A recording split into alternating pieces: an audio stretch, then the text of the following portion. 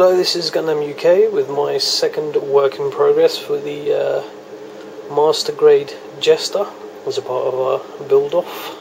As you can see here, I've done all of the upper body inner frame parts just in L-clad duralanium. Over here is the shield, which I've masked off a bit with some gunmetal here.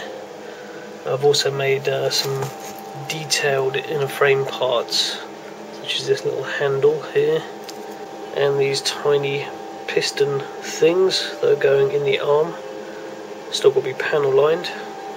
And I've primed and added on the first base coat for the upper body and arms armour parts, as you can see. The idea is I'm going to do a tiger stripe desert pattern. Here are my two mixed colours. I don't know how well you can see them, but one is significantly more yellow than the other.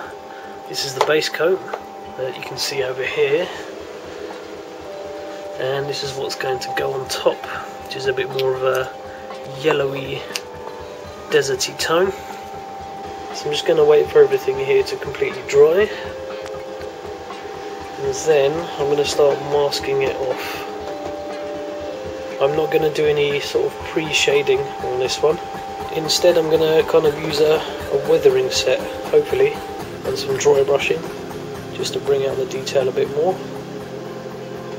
So I'm going to now add tiger stripes to this sandy coloured shield piece, and this is how I'm going to do it. Let's get a bit of masking tape, obviously, and I'm just going to lay it on the cutting mat.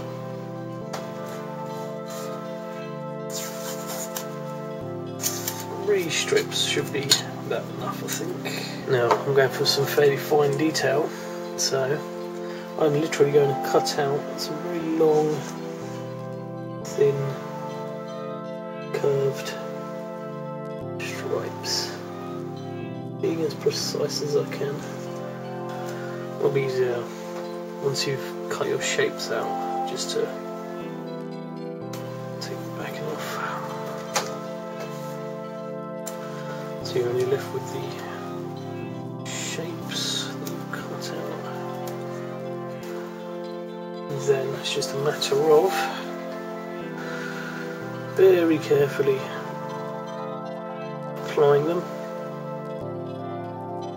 onto the shield, trying to keep it as level as possible, just to keep it consistent.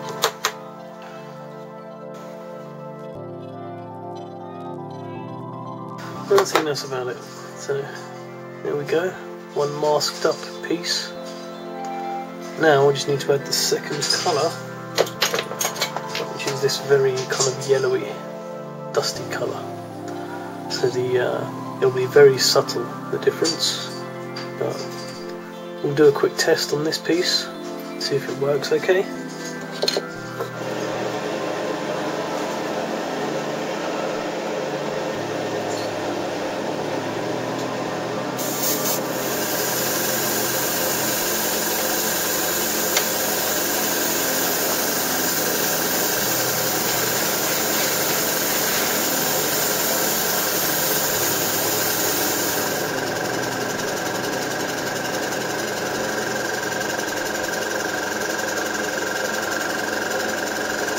Let's see how all this turned out.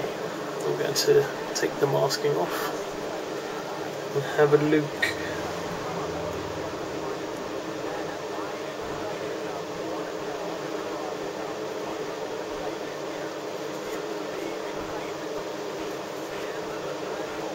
It's a very subtle effect, as you can see, but I actually quite like it. It's very different. So I decided to make the tone a little bit darker after having a good look at it in certain lights and talking to a couple of buddies, and the contrast was just too low.